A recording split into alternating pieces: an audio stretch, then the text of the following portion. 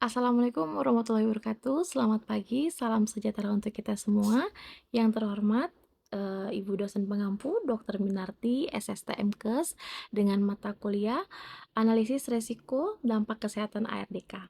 Perkenalkan, nama saya Septi Maharani dengan nomor induk 2521007, program studi Magister Ilmu Kesehatan Masyarakat Universitas Kadar Bangsa.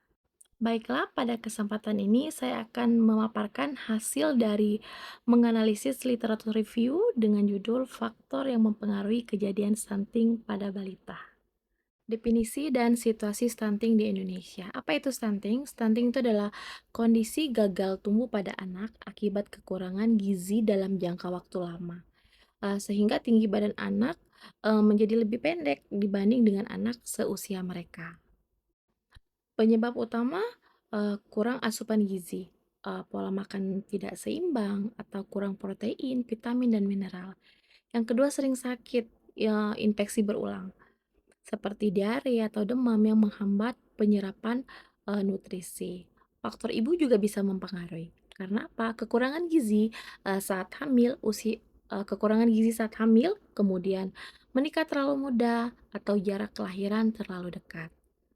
Yang keempat, sanitasi buruk, lingkungan yang kotor, kekurangan akses air bersih. Jadi stunting itu malnutrisi jangka panjang yang mengganggu fisik, perkembangan kognitif, dan kemampuan motorik.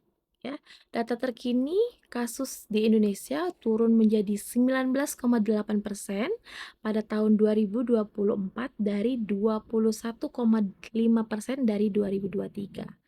Tantangannya, ini situasi stunting di Indonesia ya. Tantangannya, angka ini masih di atas ambang batas WHO 20%. Target pemerintah, upaya penurunan hingga 14% pada tahun 2024. Kenapa stunting berdampak besar pada anak? Karena terjadi pada masa emas. 1000 hari pertama, yaitu sejak janin dalam kandungan sampai anak berusia 2 tahun. Pada masa ini, organ tubuh otak berkembang sangat pesat. Dampaknya bisa sangat serius, seringkali permanen. Tidak bisa kembali normal sepenuhnya ya. Jadi bisa menjadi kerusakan otak yang tidak bisa diulang. Jadi pada 1000 hari pertama, otak membentuk jutaan sambungan saraf setiap detiknya. Ya. Makanya terjadi kekurangan gizi, perkembangan otaknya terhambat, daya ingatnya menurun, kemampuan belajarnya konsentrasinya menurun ya. Terus pertumbuhan fisik yang terhenti, tulang yang kekurangan gizi tidak bisa memanjang maksimal. Setelah masa pertumbuhan lewat, biasanya setelah usia 2 sampai 3 tahun, peluang untuk mengejar tinggi badan menjadi sangat kecil bahkan mustahil. Jadi postur tubuh pendek cenderung menetap hingga dewasa ya. Kemudian sistem imun lemah. Anak stunting biasanya lebih sering sakit-sakitan, biasanya diare, demam, infeksi. Ini membentuk lingkaran, bisa dibilang lingkaran setan ya, sakit, nafsu makan hilang, makin kurus atau kecil, makin gampang sakit, gitu. Terus resiko penyakit di masa depan. Penelitian menunjukkan bahwa orang yang stunting memiliki risiko lebih tinggi terkena penyakit degeneratif saat dewasa seperti diabetes, hipertensi, penyakit jantung, obesitas, eee meskipun makan mereka sedikit ya. Terus menurun produktivitas nasional secara luas, stunting membuat kualitas sumber daya manusia menjadi rendah. Anak yang stunting saat besar nanti, kemampuan fisik, pikiran tidak maksimal sehingga kemampuan bekerja dan penghasilan bisa terbatas. Intinya, stunting bukan cuma soal pendek, tapi soal kualitas hidup. Anak tersebut ke depannya karena kerusakan terjadi tingkat sel dan organ, dampaknya terasa seumur hidup. Gitu ya. Dampak jangka pendek, peningkatan angka sakit dan kematian, serta peningkatan mental dan keterampilan verbal yang tidak optimal. Jadi jangka pendeknya pertumbuhan terhambat, otomatis ya berat badan, kurang berat badan, mudah sakit, dan perkembangan otak terganggu.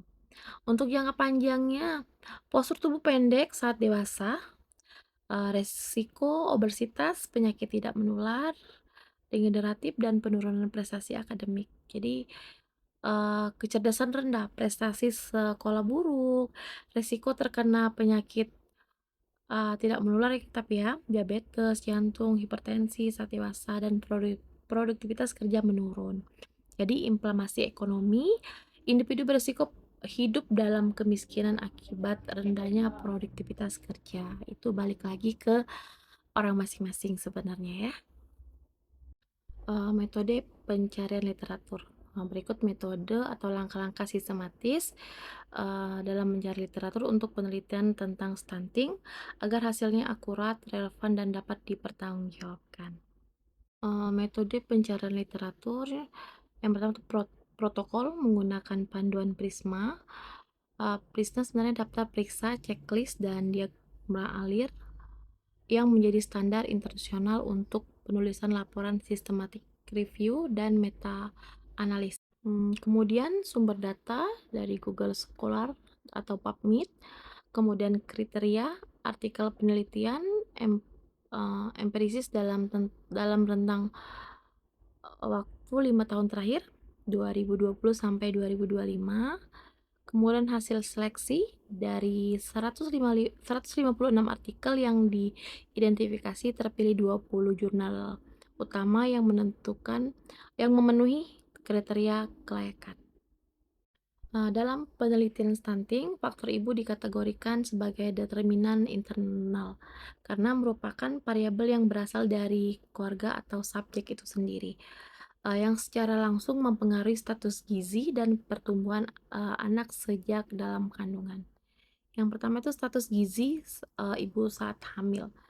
Ini adalah faktor nutrisi bayi 100% tergantung pada ibunya. Indikatornya berat badan sebelum hamil, tinggi badan ibu, dan pertambahan berat badan selama hamil. Mekanismenya, jika ibu pendek atau kurus sebelum hamil, resiko melahirkan bayi dengan berat badan lahir rendah atau BBLR dan panjang badan bayi pendek semakin besar ya. Jadi istilahnya sering disebut siklus berulangnya dari ibu ke anak. Kemudian usia saat melahirkan, resiko usia kurang dari 20 tahun atau lebih dari 35 tahun. Alasannya ada kurang dari 20 tahun, tulang punggung ibu belum matang sempurna dan ibu masih dalam masa pertumbuhan sehingga nutrisi berebut antara ibu dan janin. Lebih dari 35 tahun, kondisi fisik, kesehatan atau organ produksi mulai menurun ya. Kemudian pendidikan ibu sangat mempengaruhi ya. Tingkat pendidikan berhubungan langsung dengan pengetahuan gizi dan pola asuh. Logikanya, ibu yang berpendidikan lebih tinggi cenderung lebih paham cara memilih makanan bergizi, memahami jadwal pemberian makanan, dan mengerti pentingnya kesehatan serta kebersihan. Ya. Kemudian pengetahuan dan sikap tentang gizi termasuk memahami tentang pentingnya ASI eksklusif, waktu dan jenis MPASI yang tepat, cara pengolahan makanan yang higienis, pemantauan pertumbuhan di posyandu. Kemudian pekerjaan ibu. Ibu bekerja seringkali memiliki waktu terbatas untuk mempersiapkan makanan yang bergizi atau memberikan ASI secara optimal. Kemudian seringkali anak yang diasuh orang lain sehingga pola makan tidak bisa terjaga ya. Kemudian jarak kehamilan.